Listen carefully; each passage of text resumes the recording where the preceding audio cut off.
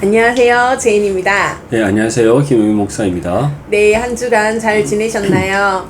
갑자기 날씨가 많이 더워지고 있는데 건강 유의하시고요. 네, 또 무더운 여름 잘 준비하시기를 바랍니다. 아멘. 네, 오늘 이제 벌써 우리가 5월이 지나고 내일이면 6월이 시작됩니다. 벌써 우리가 본격적인 여름을 맞이하게 되었고요. 이제 각 교회마다 6월부터 이제 본격적으로 여름 사역을 준비하고 하실 텐데 앞으로 주어진 여름 사역들 지금부터 차근차근 잘 준비하셔서 이번 여름에 코로나를 우리가 마무리하는 시점에서 각 교회마다 이제 풍성한 여름 사역들이 또 진행될 거라 생각됩니다. 지금부터 철저하게 잘 준비하셔서 이번 여름 사역들을 통해서 각 섬기는 교회마다 풍성한 하나님의 은혜가 있을 수 있기를, 또 충만한 은혜의 결실들을 거둘 수 있기를 축복합니다. 아멘. 네, 그러면 기도하고 시작하도록 하겠습니다. 네, 기도하겠습니다. 하나님 아버지, 오늘 이 시간 또 우리가 하나님 말씀을 배우기 위하여서 함께 모였습니다. 오늘 또 요한일서 2장 말씀을 통해서 우리가 하나님의 그 뜻을 하나하나씩 세세히 살펴나갈 때 하나님께서 우리 오늘 만난 모든 식구들 가운데 풍성한 은혜를 베풀어 주시고 하나님의 선하시고 기뻐하시고 온전하신 뜻을 바르게 분별하게 깨닫게 하시는 말씀의 지혜를 허락해 주시옵소서. 또한 그 뜻을 따라 믿음으로 온전히 살아감으로써 하나님 나라와 의를 이루는 일에 교육에 쓰임받는 우리 모든 오늘 만난 식구들이 될 수 있기를 원하오니 주께서 은혜 위에 은혜를 베풀어 주시옵소서. 예수님의 이름으로 기도드립니다. 아멘. 네, 오늘은 녹화 방송으로 진행되지만 오늘도 들어오실 것이라고 믿고, 네, 그레이스님, 서인님, 나두자님, 박영수님 모두 환영합니다. 네, 오늘은 요한일서 2장입니다. 지난주에 요한일서 1장을 하였는데요. 한 주간 또 말씀을 묵상하면서 깨달은 점 한번 실천해 보셨나요? 네, 저는 지난주에 거짓말하지 않겠다. 네, 한번 결심을 하였는데요. 그래도 한 주간 이렇게 말을 할 때, 사람들과 대화를 할 때 조금 더 신경 쓰면서 이렇게 대화할 수 있었고, 또 함께 방송을 이렇게 본 저의 동력자들과 거짓말에 대해서 또 한번 나눠보는 시간도 가졌고 했습니다. 네, 오늘은 요한일서 2장 페이지 19페이지입니다. 네, 20페이지로 바로 넘어가겠습니다. 이 장은 무엇을 말하는가? 그 다음 다른 성경 구절은 어떻게 말하는가? 내가 이해하지 못하는 말씀은 무슨 뜻인가? 이 장은 나에게 무엇을 말해주는가? 큐티하는 방식이랑 많이 비슷한 것 같습니다.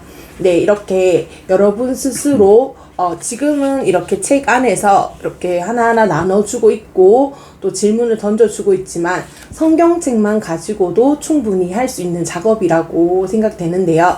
여러분도 말씀을 묵상하실 때 또 이렇게 통독도 중요하지만 또 이렇게 또 정독을 하면서 이 장에서 무엇을 말하고 있는지 어떻게 적용할 것인지 한번 정독하는 가운데 또 은혜를 누리시면 좋겠다는 생각이 듭니다. 그러면 본문으로 한번 들어가 보도록 하겠습니다. 다시 2장의 몇 부분을 요약해 놓았습니다. 이 부분을 성경과 비교해 보십시오. 각 절마다 6에서 12어절 정도로 나머지 문단도 요약해 보십시오. 오늘은 2장 1절에서 29절 말씀이어서 저희가 초반에 다 읽지 아니하고 문단별로 읽으면서 어떤 내용인지 한번 정리해보는 시간을 가지도록 하겠습니다. 네, 혹여나 예습하신 분들이 계시다면 또 여러분이 정리한 것과 어떤 것들이 비슷한지 다른지 한번 비교해 보셔도 좋을 것 같습니다. 먼저 2장 1절에서 2절 말씀 제가 읽어드리겠습니다. 나의 자녀들아, 내가 이것을 너희에게 쓰면 너희로 죄를 범하지 않게 하려 함이라. 만일 누가 죄를 범하여도 아버지 앞에서 우리에게 대언자가 있으니 곧 의로우신 예수 그리스도시라. 그는 우리 죄를 위한 화목 제물이니 우리만 위할 뿐 아니요 온 세상의 죄를 위하심이라. 아멘. 예. 1문단이 요한일서 2장 1절에서 2절 말씀은 예수 그리스도께서 우리를 위해서 십자가에서 죽으신 이유, 또 3일 만에 부활하시면서 구속의 사역을 성취하신 그 이유와 목적에 대해서 우리에게 전하고 있습니다. 그것은 바로 우리로 하여금 하나님 앞에 의로운 존재가 되도록 하시기 위해, 그리고 무엇보다 우리로 하여금 죄 사함을 받아서 구원받은 하나님의 자녀로서 모든 죄의 속박에서 벗어나 참 자유를 누리도록 하시기 위해 예수 그리스도께서 말씀이 육신이 되어 이 땅 가운데 오셨다라고 말씀하고 있습니다. 그래서 예수님이만이 우리의 대언자가 되시고, 예수님께서 우리 죄를 위한 화목제물이 제물이 되셨다. 그로 인해 우리가 지금 함께 구원의 은혜를 누리고 있고, 하나님과 화목을 이루어서 우리가 진정한 참된 신앙의 삶을, 또 영적 자유를 우리가 누리게 되었다라는 것을 말씀하고 있습니다. 네, 그러면 2장 1절 2절을 줄이면 어떤 게 중심 문장이라고 할 수 있죠? 어떻게 줄여볼 수 있을까요? 예수님이 우리의 대언자시고 화목제물이시다라고 하면 될 것 같습니다. 아멘. 다음은 2장 3절에서 6절 읽어드리겠습니다. 우리가 그의 계명을 지키면 이로써 우리가 그를 아는 줄로 알 것이요, 그를 아노라 하고 그의 계명을 지키지 아니하는 자는 거짓말하는 자요, 진리가 그 속에 있지 아니하되 누구든지 그의 말씀을 지키는 자는 하나님의 사랑이 참으로 그 속에서 온전하게 되었나니 이로써 우리가 그의 안에 있는 줄을 아노라. 그의 안에 산다고 하는 자는 그가 행하신 대로 자기도 행할지니라. 아멘. 네, 이 문단에서는 바울이 그리스도인의 참된 표지, 우리가 하나님의 자녀됨에 대한 증거가 무엇인가에 대해서 말씀하는데요. 그것은 바로 우리가 하나님 말씀을 지키는 것, 하나님의 말씀의 계명을 지키며 살아가는 것이 우리가 참된 그리스도인됨을, 하나님 자녀됨에 대한 증거다라고 말씀하고 있습니다. 네, 그럼 3문단 2장 7절에서 11절 읽어드리겠습니다. 사랑하는 자들아, 내가 새 계명을 너희에게 쓰는 것이 아니라 너희가 처음부터 가진 옛 계명이니 이 옛 계명은 너희가 들은 바 말씀이거니와 다시 내가 너희에게 새 계명을 쓰노니 그에게와 너희에게도 참된 것이라. 이는 어둠이 지나가고 참빛이 벌써 비침이니라. 빛 가운데 있다 하면서 그 형제를 미워하는 자는 지금까지 어둠에 있는 자요, 그의 형제를 사랑하는 자는 빛 가운데 거하여 자기 속에 거리낌이 없으나 그의 형제를 미워하는 자는 어둠에 있고 또 어둠에 행하며 갈 곳을 알지 못하나니 이는 그 어둠이 그의 눈을 멀게 하였습니다. 네, 여기에서는 참 빛에 거한 하나님의 자녀는 새 계명을 따라 살아간다는 겁니다. 우리에게 주신 새 계명은 하나님 사랑과 이웃 사랑입니다. 우리가 새 계명을 지킴으로써 우리가 빛의 자녀로서 하나님 영광의 빛을 발하게 된다. 하지만 반면 하나님께 속하지 않는 사람은 하나님 사랑과 이웃 사랑에 대한 새 계명을 지킬 수 없기에 그들은 빛 가운데 거하는 것이 아니라 어둠에 거하는 것이다. 그래서 빛 가운데 거하는 하나님 자녀는 새 계명을 지킵지만 어둠 가운데 있는 죄악된 사람들은 옛 계명, 즉 여전히 죄의 구속 안에 갇혀 있다라고 우리에게 전하고 있습니다. 네, 다음은 4문단입니다. 2장 12절에서 14절 말씀입니다. 자녀들아, 내가 너희에게 쓰는 것은 너희 죄가 그의 이름으로 말미암아 사함을 받았음이요, 아비들아, 내가 너희에게 쓰는 것은 너희가 태초부터 계신 이를 알았음이요, 청년들아, 내가 너희에게 쓰는 것은 너희가 악한 자를 이겼음이라. 아이들아, 내가 너희에게 쓴 것은 너희가 아버지를 알았음이요, 아비들아, 내가 너희에게 쓴 것은 너희가 태초부터 계신 이를 알았음이요, 청년들아, 청년들아, 내가 너희에게 쓴 것은 너희가 강하고 하나님의 말씀이 너희 안에 거하시며 너희가 흉악한 자들이 이겼음이라. 아멘. 아멘. 예, 사문단에서는 우리에게 또 한 가지 중요한 메시지를 전하는데요. 바로 14절 말씀에 아이들아, 내가 너에게 쓴 것은 너희가 아버지를 알았으며 아비들아, 내가 너에게 쓴 것은 너희가 태초부터 계신 이를 알았음이라. 이것은 다시 말해 구원받은 하나님 자녀만이 하나님을 알 수 있다라는 것을 우리에게 말씀하는 겁니다. 그리고 그러한 하나님을 아는 사람에게는 이미 예수 그리스도께서 이루신 승리가 주어졌다는 것. 그래서 하나로 우리가 간략하게 요약을 한다면 하나님을 믿음으로 구원받은 하나님의 자녀들은 하나님을 알고 또한 이미 믿음의 승리가 주어졌다라는 것을 바울은 우리에게 전하고 있습니다. 아멘. 다음은 5문단 2장 15절에서 17절입니다. 이 세상이나 세상에 있는 것들을 사랑하지 말라. 누구든지 세상을 사랑하면 아버지의 사랑이 그 안에 있지 아니하니. 이는 세상에 있는 모든 것이 육신의 정욕과 안목의 정욕과 이생의 자랑이니 다 아버지께로부터 온 것이 아니요 세상으로부터 온 것이라. 이 세상도 그 정욕도 지나가되 오직 하나님의 뜻을 행하는 자는 영원히 거하느니라. 예. 사도 바울은 우리에게 세상을 사랑하지 말라라고 말씀하고 있습니다. 이 제5문단에서는 너희가 하나님께 속한 하나님의 자녀라면 결코 세상을 사랑하지 말라라고 권면하고 있습니다. 그 이유가 무엇이라고 말씀합니까? 이 세상도 그 종력도 지나가되 오직 하나님의 뜻을 행하는 자는 영원히 거한다. 다시 말해 이 땅에 속한 모든 것들, 그것이 육신의 정욕과 안목의 정욕과 이생의 자랑, 하나님 앞에 다 죄악된 것이니 그 세상을 향한 모든 헛된 마음들을 내려놓고 하나님께 거한 하나님의 자녀로서 오직 하나님의 뜻을 따라가라. 그것이 너희가 영원토록 그리스도 안에 살아가는 삶이다라는 것을 우리에게 말씀하고 있습니다. 아멘. 18절에서 23절 6문단입니다. 아이들아, 지금은 마지막 때라. 적 그리스도가 오리라는 말을 너희가 들은 것과 같이 지금도 많은 적 그리스도가 일어났으니 그러므로 우리가 마지막 때인 줄 아노라. 그들이 우리에게 나갔으나 우리에게 속하지 아니하였나니 만일 우리에게 속하였더라면 우리와 함께 거하였으려니와 그들이 나간 것은 다 우리에게 속하지 아니함을 나타내려 함이니라. 너희는 거룩하신 자에게서 기름 부음 받고 모든 것을 아느니라.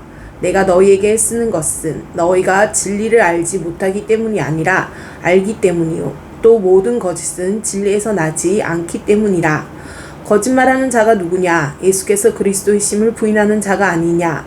아버지와 아들을 부인하는 그가 적 그리스도이니 아들을 부인하는 자에게는 또한 아버지가 없으되 아들을 신인하는 자에게는 아버지도 있느니라. 아멘. 여기서 바울은 또 사도 요한은 적 그리스도에 대한 경고의 말씀을 전합니다. 마지막 때에는 적 그리스도, 거짓 선지자와 같은 그런 악한 사람들이 일어난다는 것이죠.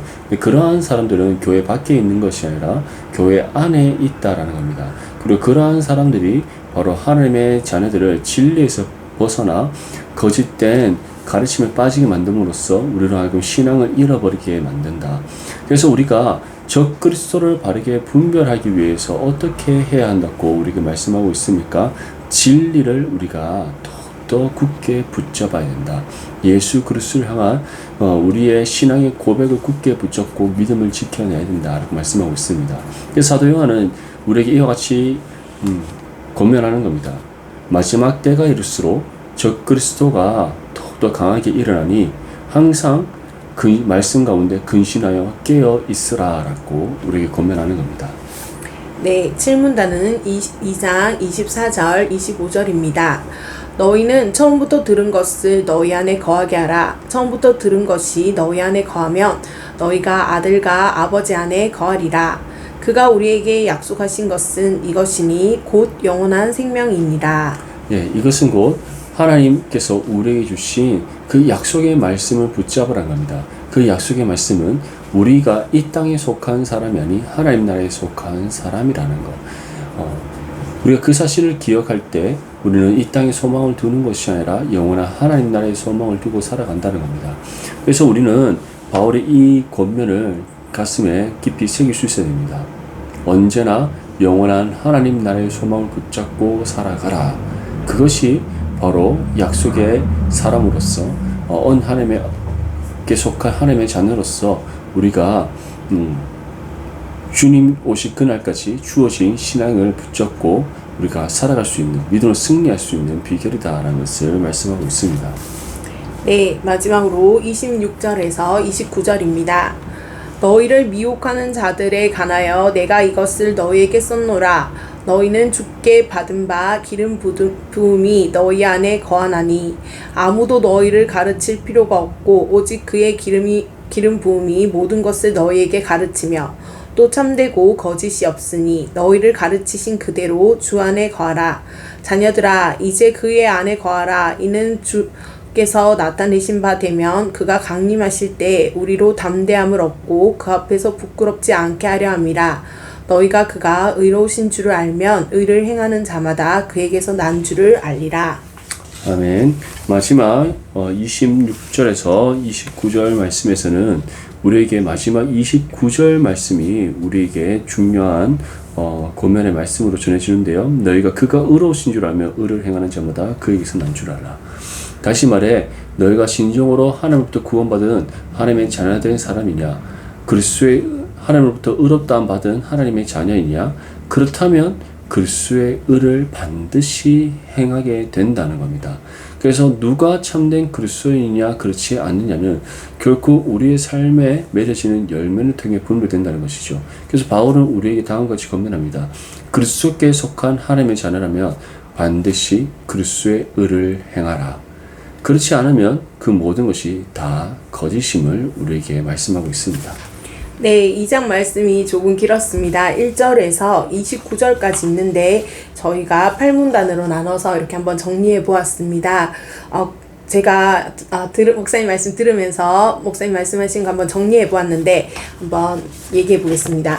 1문단에서는 예수님께서는 화목제물로 오셨다. 맞나요? 네, 2문단에서는 참된 하나님의 자녀는 하나님의 명령에 순종하는 사람이다. 세 번째 3문단에서는 빛의 자녀는 하나님 사랑, 이웃 사랑을 하는 사람이다. 네, 제 글씨를 제가 못 알아보고 있습니다. 네, 그리고 네 번째 구원받은 하나님의 자녀는 하나님을 알 수 있다. 5문단입니다. 세상의 것을 사랑하지 말라. 6문단입니다.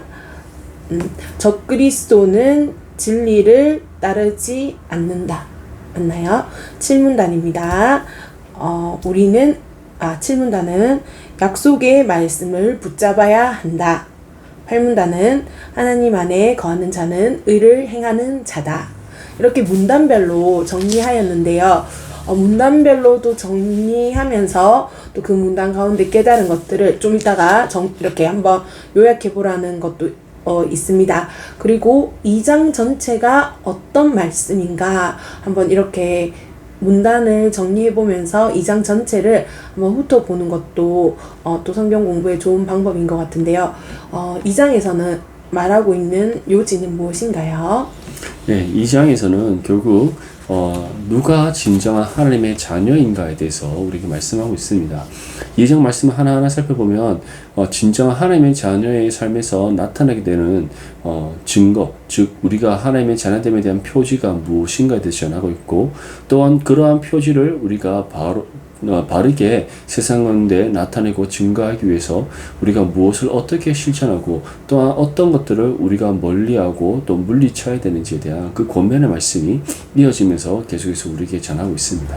네, 어떻게 하나님의 자녀로 살아가는가, 진정한 하나님의 자녀는 누구인가, 2장 말씀을 통하여 또 저희의 또 이렇게 방송을 들으면서도 깨달은 바가 있으시겠지만 성경을 직접 읽으면서 한번 진짜 형광펜을 들고 어떤 사람을 하나님의 진정한 자녀라고 또 사도 요한이 성경을 통하여 말씀하고 있는지 한번 살펴보면 좋을 것 같습니다.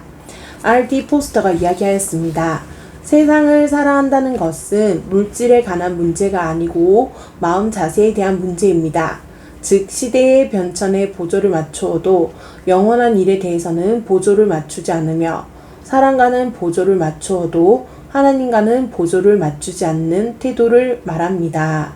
네, 요한일서 2장 말씀을 두고 이야기한 것 같은데요.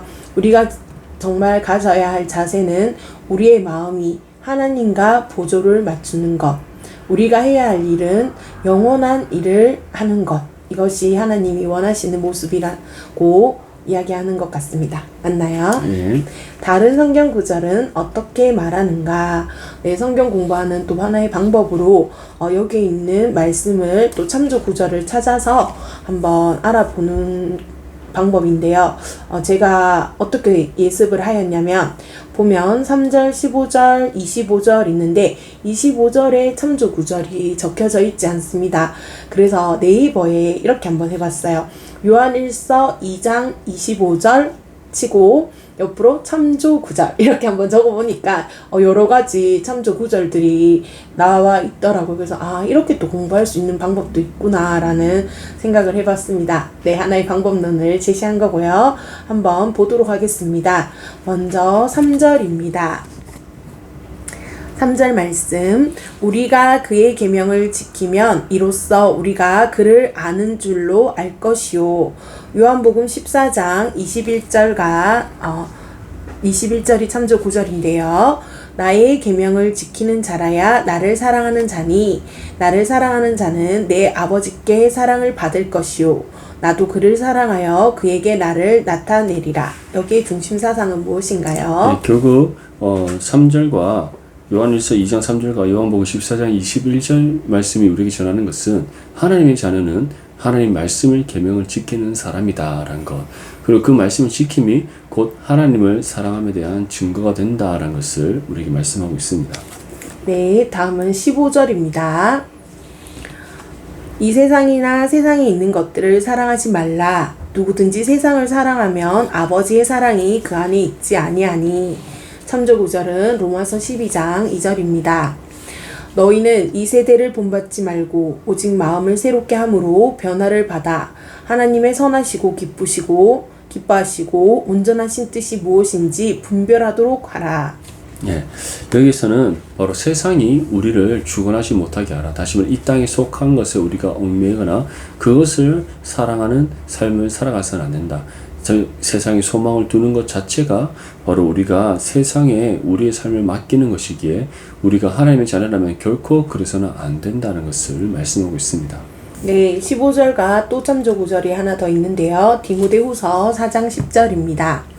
대만은 이 세상을 사랑하여 나를 버리고 데살로니가로 갔고 그레스게는 갈라디아로 디도는 달마디아로 갔고. 예, 사도 바울이 데살로니가 교회에 전하는 편지에서 자신의 전도 여행 가운데 함께했던 동역자들이 자신을 떠난 그 경유에 대해서 말씀하고 있는데 그 이유가 바로 이 세상을 사랑했기 때문이다. 즉 그들이 선교의 여행 가운데 또 그들의 선교의 사명을 감당하는 가운데 다시 종의 몽열에 매는 옛 죄의 습관을 쫓아 세상의 소망을 두고 떠나버렸음을 말씀하고 있습니다. 이것은 그들에게서만 일어날 수 있는 일이 아니라 우리에게서도 일어날 수 있는 문제이기에 우리는 항상 이러한 우리의 연약함을 우리의 모든 죄악됨을 우리가 늘 경계하면서 근신하여 말씀과 기도로 근신하여 깨어 있어야 된다는 사실을 다시 한번 기억할 수 있기를 바랍니다. 아멘. 다음은 25절입니다. 그가 우리에게 약속하신 것은 이것이니 곧 영원한 생명이니라. 네, 참조 구절을 찾아봤는데요. 하나님께서 약속하신 건 영원한 생명인데 우리의 육체는 어떤가? 전도서 3장 20절 말씀입니다. 네, 다 흙으로 말미암았으므로 다 흙으로 돌아가나니 다 한 곳으로 돌아가거니와 인생들의 혼은 위로 올라가고 짐승의 혼은 아래 곧 땅으로 내려가는 줄을 누가 알랴. 예, 이 25절은 우리에게 중요한 한 가지 말씀을 전하죠. 결코 우리가 이 땅 안에 소망을 두지 않아야 되는 이유는 바로 우리에게는 영원한 하나님 나라를 유업으로 주어졌고 또 영원한 생명이 우리에게 예비되었기 때문이다라는 겁니다. 이 전도서 말씀에서 마찬가지입니다. 모든 사람은 흙으로 죽으면 모두 흙으로 돌아간다. 왜냐? 하나님께서 우리 인간을 최초로 만드셨을 때 흙으로 모양을 빚으시고 그 코에 생기를 불어넣음으로써 우리가 인간이 되게 하셨기 때문에 생명이 되게 하셨기 때문입니다. 그런데 그러한 우리가 육신의 삶을 마쳤을 때 썩고 부패한 우리의 육신은 다 흙으로 돌아간다는 겁니다. 즉 이 땅에 속한 모든 것들이 다 헛되고 헛되다는 사실을 우리에게 말씀하는 것이죠. 반면 우리의 영혼은 영원한 하나님 나라에서 영생을 누리게 됩니다. 그렇다면 우리는 결코 육신에 얽매여서 이 땅에 소망을 두는 것이 아니라 영원한 하나님 나라에 예비된 영생을 꿈꾸며 살아가야 된다라는 것을 우리에게 말씀하고 있습니다. 아멘. 네, 다음은 내가 이해하지 못하는 말씀은 무슨 뜻인가? 여러분도 이렇게 성경을 읽으실 때 이해되지 않는 부분들이 또 있을 줄 압니다. 미리 줄을 그어놨다가 또 저희랑 성경 공부하면서 이렇게 이해가 될 수도 있고 또 잘 이해가 되지 않을 때는 각각 섬기고 계신 교회의 목사님들께 또 여쭤보면 좋을 것 같습니다. 네, 저희에게 또 질문 댓글 남겨주시면 또 목사님께서 직접 대답해 주실 것입니다. 첫째 질문에 대답하십시오. 그리고 만일 2장의 어떤 구절에 대한 질문이 있으면 아래에 적으십시오. 1번 28절에 그 안에 거하라는 것은 무슨 뜻인가? 네, 거하라는 표현이 여러 번 등장하는데요. 28절을 먼저 읽어드리겠습니다. 자녀들아 이제 그의 안에 거하라. 이는 주께서 나타내신 바 되면 그가 강림하실 때 우리로 담대함을 얻어 그 앞에 부끄럽지 않게 하려 함이라. 아멘. 여기서 그 안에 거하라는 것은 바로 우리 주 예수 그리스도 안에 거하라는 것입니다. 그런데 이것은 단순히 우리가 예수님 안에 거하지 않았는데 그 안으로 들어가라 또는 우리가 그 안에서 벗어날 수 있다라는 그런 뜻이 아닙니다. 우리는 이미 구원받은 것 동시에 예수 그리스도께 속한 그의 소유된 백성이 되었기 때문에 그 누구도 우리를 빼앗을 수 없고 또 그 주님 품 안에서 우리를 벗어나도록 만들 수 없습니다. 그럼에도 불구하고 왜 바울이 우리에게 그 안에 거하라, 즉 예수 그리스도 안에 거하라 라고 말씀했냐면 주님과 온전히 하나됨을 이루는 신앙의 삶이 되어야 된다라는 겁니다. 그래서 바울은 이 요한일서 2장 말씀에 끊임없이 우리에게 말씀하는 바가 하나님의 말씀의 계명을 지켜 행하라, 하나님의 뜻을 따라 행하라, 하나님께서 우리에게 주신 새 계명을 지켜 행하라. 바로 하나님께서 우리에게 명령하신 그 모든 것을 행하는 것. 그래서 그것이 바로 예수 그리스도 안에서 그와 온전히 하나됨을 이룰 수 있는 비결이다라는 것을 말씀하고 있습니다. 네. 두 번째, 질문이 있으면 적으라고 해서 한번 적어봤는데요. 제가 질문하도록 하겠습니다. 19절입니다. 그들이 우리에게서 나갔으나 우리에게 속하지 아니하였나니 만일 우리에게 속하였더라면 우리와 함께 거하였으려니와 그들이 나간 것은 다 우리에게 속하지 아니함을 나타내려 함이니라. 여기서 그들이 우리에게 나갔으나는 어떤 뜻인가요? 예. 이 사도 요한이 자신이 양육하던 그 공동체 안에 있었던 한 사건을 뜻합니다. 바로 그들 안에 함께 있다가 그 물에서 떨어져 나간 사람인데 그 사람들이 바로 영지주의라는 그런 이단적인 사상을 가졌던 거짓 선지자들과 같은 사람들이었습니다. 그 사람들이 교회 안에서 여러 가지 문제를 일으키고 분파를 만들고 교회를 혼란스럽게 만들었었는데 사도 요한을 비롯한 교회 지도자들이 성도들을 영적으로 관리하고 그들을 케어함으로써 오히려 그 잘못된 이단적인 사상을 가지고 있던 그 한 무리들이 교회 공동체에서 떨어져 나가게 스스로 교회 공동체를 떠나버린 겁니다. 그래서 요한이 그때 그 상황을 회상하며 이렇게 얘기하는 겁니다. 그들이 우리에게서 나갔으나 그들은 처음부터 우리와 함께하는 사람들이 아니었다. 왜냐? 그들은 하나님께 속한 하나님의 자녀가 아니라 거짓된 가르침에 빠진 거짓된 사람들이었기 때문이다라는 것을 우리에게 말씀하고 있습니다. 네, 질문에 대한 대답해 주셔서 감사해요. 네, 미리 준비된 질문 아닌데, 잘 대답해 주셔서 감사합니다. 네, 이렇게 또 질문들이 있다면 한번 질문을 만들어 보는 것도 성경 공부를 하는 것에 있어서 또 도움이 될 줄 압니다. 그럼 결론 부분으로 가서요. 2장은 나에게 무엇을 말해주는가? 2장을 기도하는 마음으로 읽고 당신의 생활에 적용할 수 있는 말씀을 적으십시오. 각 절이 무엇을 가르쳐 주는가를 간단히 기록하십시오. 그래도 요한일서를 시작하면서 한 장 한 장 공부하면서 좀 더 깊이 있게 묵상할 수 있고 여러 번 반복해서 읽으면서 또 그 반복의 은혜가 있더라고요. 저는 3절, 6절, 15절 이렇게 적어 보았는데요. 여러 번 읽어드리면서 또 여러분 귀에도 쏙쏙 이렇게 들어갈 수 있도록 한번 해드리도록 하겠습니다. 3절, 우리가 그의 계명을 지키면 이로써 우리가 그를 아는 줄로 알 것이요. 6절, 그의 안에 산다고 하는 자는 그가 행하시는 대로 자기도 행할지니라.